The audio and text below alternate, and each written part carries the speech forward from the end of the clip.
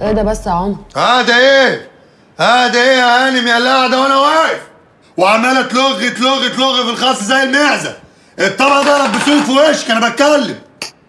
في ايه؟ انت مش محترمه حد ليه؟ دلوقتي انت المفروض تاخدي راي الخروف اللي انت مخطوبه له، لازم تاخدي رايي.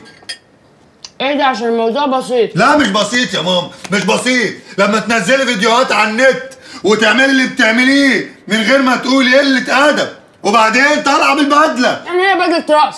ما هو النهارده بقى اقول هديت. مش عادي. انت مين؟